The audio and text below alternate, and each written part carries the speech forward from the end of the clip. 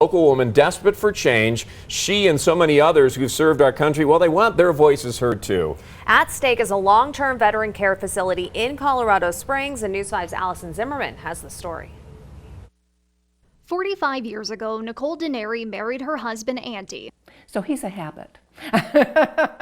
To this day, it's easy to see Nicole is very much in love. We met in Vermont, exactly. Yeah, we were on a ski. Andy served in the Air Force for decades. He spent his free time capturing the beauty of some of the world's most memorable landscapes. He was a member of the Colorado Springs Camera Club for many, many years. But there was no beauty in Andy's diagnosis 20 years ago of Parkinson's. This is a person who was very healthy.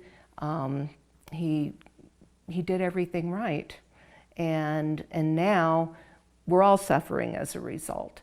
At that time, it was Nicole called into action, making some difficult decisions. 4 years ago, I was told he might have a year, and it became evident that he could no longer be at home.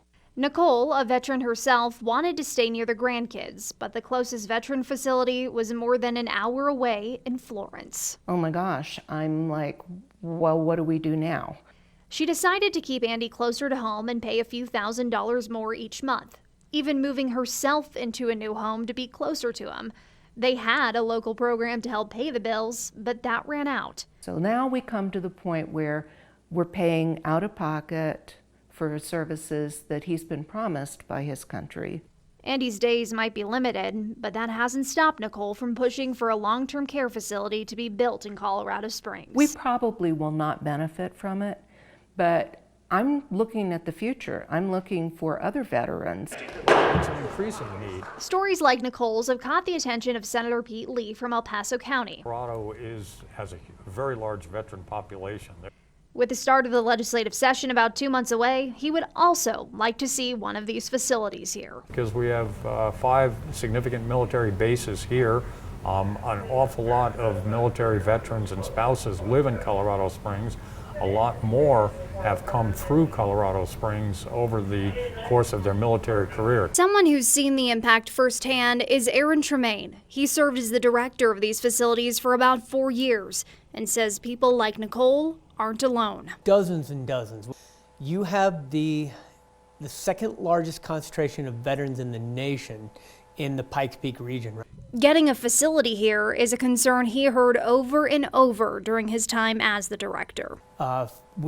We have to earn the trust, faith, and confidence of our family members to entrust the care of their loved ones to us.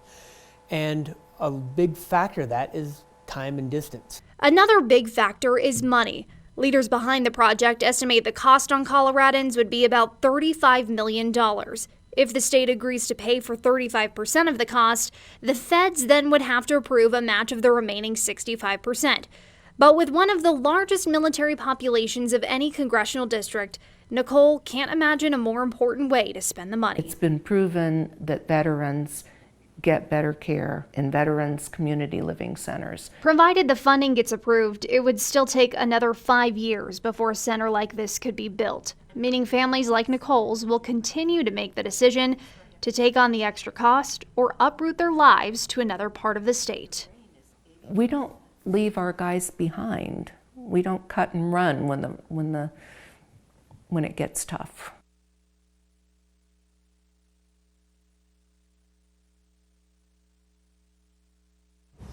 Allison Zimmerman for us tonight. There is no end, of course, in sight to the limits of our growth in Colorado. In El Paso County, we could see an additional 5,000 veterans moving to our area within the next decade.